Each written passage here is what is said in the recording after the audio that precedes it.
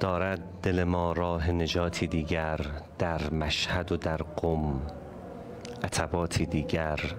بر بانوی با کرامت قم صلوات، بر شاه خراسان صلواتی دیگر. السلام علیک یا بنت ولی الله، السلام علیک یا اخت ولی الله، السلام علیک یا عمة ولی الله، السلام علیک یا بنت موسی بن جعفر و رحمت الله و برکاته. یا فاطمه اشفعی لی فی الجنه فان لک عند الله شأنا من الشأن. بسم الله الرحمن الرحیم. سلام به روی ماهتون، سلام به بلندای نگاهتون. عزیزان من، همراهان نازنین شبکه قرآن، اونم مزین به نقش و نگار قرآن و صوت دلنشین کلام جاویدان، خیلی خوش آمدید به یاد خدا. ما چشم انتظار نگاه شما زیبا پسندان بودیم که در ماه صفر، ماه داغ‌های پیاپی، ماه زخم‌های مکرر اهل بیت علیهم السلام کنار شما باشیم و این ساعات و آنات و دقایق استجابت دعا، لحظات ناب بندگی با یاد خدا هم نفس با شما خوبان و همراهان و هم قدمان عزیز باشیم. اما توفیق این رو دارم که امشب در محضر حضرت حجت الاسلام و المسلمین حاج اعوانی عزیز باشم. حاج به شما سلام میکنم، به یاد خدا خیلی خوش آمدید. سلام علیکم، تشکر میکنم. انشالله که سالم باشید. عزیز باشید انشالله. خوشحالیم شما رو میبینیم. همچنین. عزیز باشید انشالله. عرض کنم محضرتون حاج، موضوع امشب یاد خدا همون یاد خداست و فکر میکنم در این نفسهای واپسین ماه صفر بپردازیم به این که ما چگونه میتونیم در واقع یاد خدا رو در سراسر زندگی خودمون جاری و ساری بکنیم. اصلا چجوری بتونیم ذاکر خدا باشیم. خب در آیات مختلف بهش اشاره زیاد شده. یا ایها الذین آمنوا اذکروا الله ذکرا کثیرا. بریم سوره اعراف. واذکر ربک فی نفسک تضرعا و خیفه فقس علی هذا. از لسان شما بشنویم به تعبیر آیات و روایات. خواهش میکنم. اعوذ بالله من الشیطان الرجیم. بسم الله الرحمن الرحیم. الحمد لله رب العالمین. اجازه بدید ابتدای جلسه امام عصر علیه السلام رو با یک صلوات با توجه یاد کنیم. اللهم صل علی محمد و آل محمد و عجل فرجا. یک جمله ای رو ما در شبهای قدر مخصوصا در دعای جوشن کبیر میخونیم. به نظرم باید بیشتر رو این جمله تأمل کنیم و بعدش هم میگیم الغوث الغوث خلصنا من النار. یا رب، عرض میکنیم خدا رو اینطوری صدا میکنیم: یا خیر حبیب و محبوب، جانم، ای بهترین دوست و ای دوست داشتنی ترین موجود عالم. خدا خیر محبوبه، یعنی دیگه دوست داشتنی تر از او وجود نداره. اجازه بدید بریم سراغ خود حضرات معصومین علیهم السلام که در اوج معرفت نسبت به خدای متعال هستند. در زیارت جامعه کبیره وقتی اون ذوات مقدسه رو خطاب قرار میدیم، عرض میکنیم شما و تامین فی محبت الله، در محبت خدا تمامید. یعنی کوچکترین خلایی که اونجا یاد خود محبت خدا نباشه وجود نداره. بعد این کار از ما سوال میکنن که خب نشانه محبت چیه؟ ولی بزرگوار خدا امام هادی در این زیارت جامعه کبیره اینطور میفرماد: و عدمتم ذکره. شما کسانی هستید که در اوج محبت خدا یاد خدا رو مداومت میبخشید. اتفاقا این که و عدمتم ذکره، یاد خدا رو مداومت میبخشید، نشان از اون اوج محبت شما به خدای متعاله.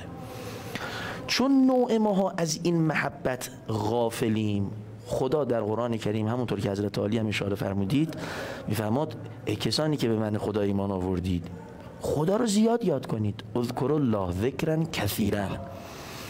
یعنی من چون غافلم از اون یاد خیر محبوب، باید اینو هی شعار بدم تا برای نفس شعور بشه.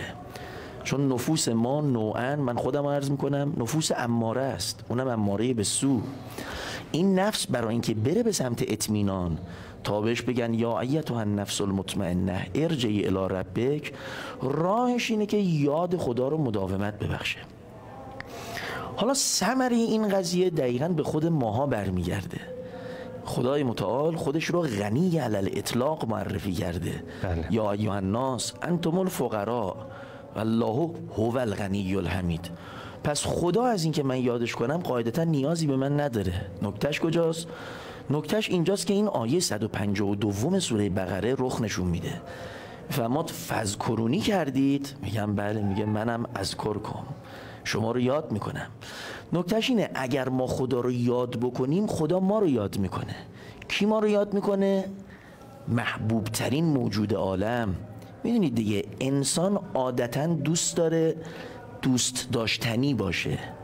امام سجاد علیه السلام در این زیارت امین الله علیه السلام 4-5 خط با امیرالمومنین صحبت میکنه. السلام علیک یا امیر المؤمنین، السلام یا امین الله فی ارضه و حجته و علی. چند خط؟ 4-5 خط. اما بلا فاصله کنار قبر مطهر امیرالمومنین 14 خط با خدا صحبت میکنه. یعنی امیرالمؤمنین من رو به یاد خدا میندازه. دعا مخ عبادت دیگه، واسطه فیضه. خیلی نکته مهمیه. چرا در مشاهد مشرفه، در زیارتنامه هایی که از حضرات معصومین به ما رسیده اینقدر دعا موج میزنه؟ چرا؟ شما الان زیارت امین الله یه نمونش، زیارت آقا سیدالشهدا علیه السلام در روز عاشورا که مردم شریف ما مأنوس‌ترن بیشتر در این ایام ماه محرم و صفر، میبینید بخش قابل توجهی از این زیارتنامه دعاست.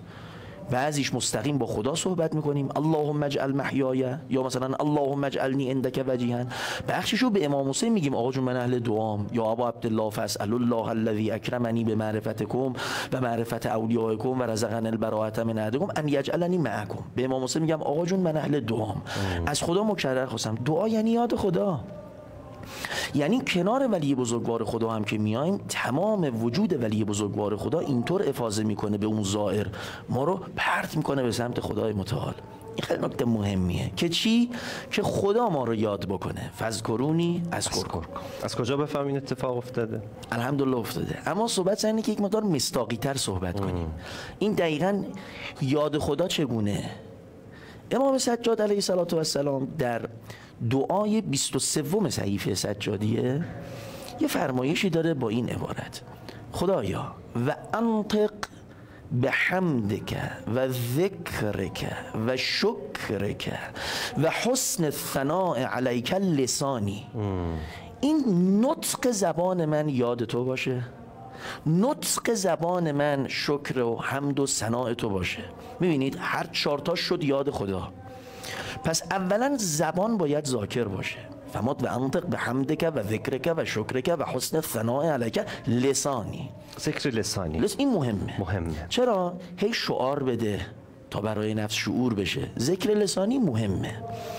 اما رسول بزرگوار ما که صلوات خدا بر او و آل طاهرینش وقتی سوال کردن یعنی چی این آیه فذکرونی اذکرکم، فرمودن فذکرونی اذکرکم یعنی اذکرونی بالطاعة والعباده اذکرکم بالنعم والرحمت والاحسان والرضوان. این که خدای متعال فرموده منو یاد کنید تا من شما رو یاد کنم، یعنی مرا با طاعت و عبادت یاد کنید. ثمرش چیست؟ خدا شما را اذکرکم یاد میکند با 4 تا چیز: 1 با رحمتش، 2 با نعماتش، 3 با احسانش، 4 با رضوانش. تمامش رحمانیت خدای متعال. ببینید اجازه بدید من یه دونشو توجه بدم تا ثمره یاد خدا رو عرض بکنم. کجا بحث خیلی لطیف شد به نظرم. اگر اجازه بفرمایید رفت و برگشت رسانه‌ای داشته باشیم، اینو هضم بکنیم و آماده بشیم واسه این بیانات نابی که از معصومین علیهم السلام لسان حضرت علی داریم میشنویم. خیلی ممنونم مردم که دارید ما رو نگاه میکنید. فرصتی بگیریم برمیگردیم و یاد خدا کماکان چشم انتظار نگاه شما زیبا پسندان خواهد بود. بفرمایید، خواهش میکنم.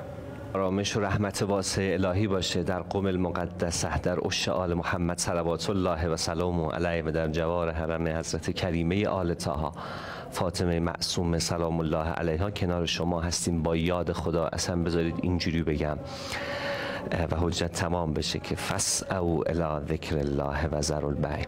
خوش به حال شما خوبان که تو این لحظات ناب استجابت دعا بیننده یاد خدای شبکه قرآن معارف سیما هستید. آقای احوانی، رسیدیم به این روایت نابی که شما اشاره بهش داشتید. بشنویم بقیه فرمایشات حضرت عالی رو.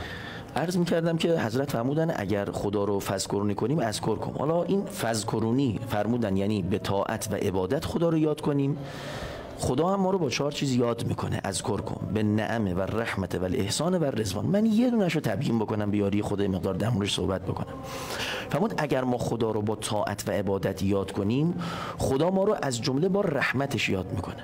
خب خدای متعال همیشه بندگان و مخلوقاتش رو با رحمت یاد میکنه. خودش فرمود در سوره اعراف و رحمتی وسعت کل شیء. حالا حتما من باید طاعت و عبادت بکنم تا خدا منو با رحمتش یاد بکنه؟ اون که این کارو میکرد، چه من طاعت و عبادت داشتم چه نداشته باشم. خب معلوم شد که اون رحمت عامه. این جایی که من اگر خدا رو با طاعت و عبادت یاد کنم، رحمت خاص خدا مد نظره. رحمت داریم تا رحمت. یعنی کدوم رحمت؟ همون آیه 74 سوره مبارکه آل عمران که یختص برحمته من یشاء. خدا هر کس رو بخواد من یشاء با اون رحمت خاصش ممتاز میکنه. خب این من یشاء هر کی رو بخواد کیان؟ اونایی که با طاعت و عبادت خدا رو یاد کردن. حالا ثمرش چیه؟ حالا در مورد خود طاعت و عبادت هنوز صحبت نکردم. ما دارم اول ثمرش رو میگم، ما مشتری بشیم، بعد این مقدار رو اون قضیه توقف بکنم. آیه 21 سوره نور رو اگر مردم شریف ما توجه بکنن، انتهای آیه اینطور فرمود: ولولا فضل الله علیکم و رحمته. اگر فضل و رحمت خاص خدا، دیگه اون رحمت عامش که همه جاییه، اگر نبود در مورد شما مؤمنین، ما زکا منکم من احد ابدا. احدی از شما ابدا زکا نمی شدید. ماده زکی از زکا به 2 معنای عمده است. یک به معنای طهارت و پاکیه، کما که در سوره کهف خوندیم اقتلت نفسا زکیتا، یعنی این طفل معصوم رو چرا زدی مثلا کشتی؟ طهارت. دومین معنی از ماده زکی از زکا به معنی رشده. چرا به زکات میگن زکات؟ زکات مال، یعنی ما زکات مالمون رو وقتی دادیم، مالمون اتفاقا رشد و نمو پیدا میکنه، کم که نمیشه هیچی، بلکه زیاد هم میشه. پس معنی آیه رو اگر بخوام با توجه به لغت ترجمه کنم این میشه: اگر فضل و رحمت خاصه خدا در مورد شما مؤمنین نبود، احدی از شما ابداً نه طهارت درون پیدا میکردید و نه رشد ایمان. این خیلی برای ما مهمه. چرا برای ما مهمه؟ ما الان حضرت رسول صلوات خدا بر روحانش و اهل بیت طاهرش رو یاد که میکنیم، حتی صلوات هم که میفرستیم میگیم اللهم صل علی محمد و آله الطاهرین. بین امام و مأموم باید سنخیت وجود داشته باشه و اون سنخیت این طهارته، اون ایمانیه که انشالله رشد پیدا بکنه، ارتقا پیدا بکنه تا بتونه درک رکاب ولی بکنه. یا لیتنا کنا معکم، این گونه این لازمشه، چرا که اونا مصداق یطهرکم تطهیرا هستن. احسنت. بنابراین مهمه که ما همون طهارتی که مد نظر شریف خدا و اونهاست رو داشته باشیم. خب این طهارت چجوری حاصل میشه؟ میفهمید شما خدا رو با طاعت و عبادت یاد کنید، خدا شما رو با رحمت خاصش یاد میکنه. ثمره این رحمت خاصش اینه که شما طهارت پیدا میکنید. پس اولا خیلی مهمه که ما خدا رو فذکرونی کنیم، یاد خدا مهمه. اما اجازه بدید 1-2 جمله در مورد اون طاعت و عبادت صحبت بکنم. راهکارش چیه؟ اون طاعت و عبادت اگر من معذرت میخوام، اگر خدا رو اونطوری یاد میکردم، خدا منو با اون 4 تا چیز یاد میکرد. طاعت اونقدر مهمه. آقا امیرالمؤمنین علیه السلام در کلمات قصار 96 نهج البلاغه جناب سید رضی 3 خط فرمایش نقل میکنه. خط سومش اینه، فرمود ان ولی محمد صلی الله علیه و آله و سلم من اطاع الله و ان بعدت لحمته. دوست پیغمبر اکرم. خب دوست پیغمبر اکرم کیه؟ دوست خداست. دوست پیغمبر اکرم اون کسیه که خدا رو اطاعت میکنه، اگرچه که به لحاظ لحاظ نسبی از پیغمبر اکرم دور باشه. یه سیاه حبشی در یه گوشه این کره خاکی اطاعت خدا میکنه، فذکرونی بالطاعه میکنه، این دوست پیغمبر، شما بگو دوست خداست. این قرابت میاره. حالا ادامهش رو چه کنیم؟ نگرانمون میکنه. فرمود و ان عدو محمد صلی الله علیه و آله و سلم من عصى الله و ان قربت قرابته. دشمن پیغمبر اکرم، دشمن پیغمبر کیه؟ دشمن خدا. دشمن پیغمبر اکرم اون کسی است که خدا رو عصیان و نافرمانی میکنه، یعنی گناه. بعد فرمود و ان قربت قرابته، اگرچه که به لحاظ خویشی به پیغمبر اکرم نزدیک باشه، اگر گناه میکنه این دشمن پیغمبر و دشمن خداست.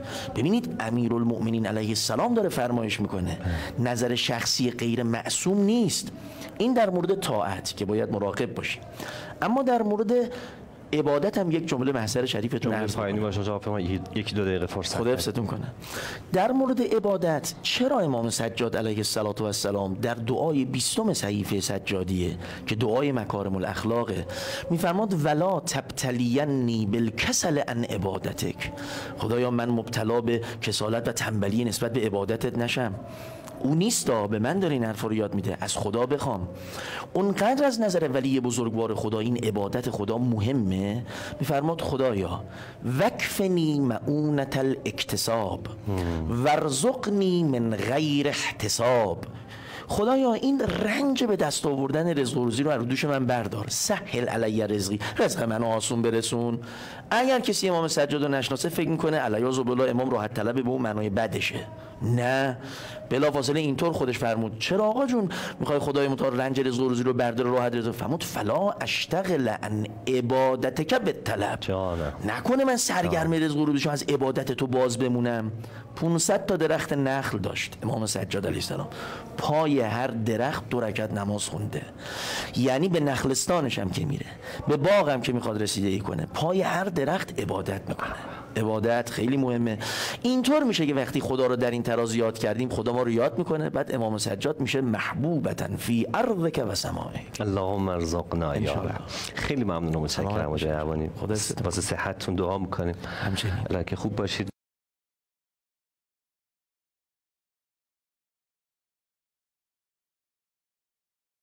این مردم ایران همیشه اسلامی از حضرت حبل المتین دین امیرالمؤمنین علی علیه السلام گفتن آقا که حضرت فرمودن که ریشه اصلاح قلب ما مشغول شدن به ذکر خدا و یاد خدا است. واسه همتون میخوایم، واسه هممون بخوایم که انشالله این توفیق رفیقمون بشه و این معانست، این مداومت، این مجالست با ذکر و یاد خدا انشالله ذخیره همه عمرمون باشه انشالله. خیلی ممنونم که ما رو نگاه کردید.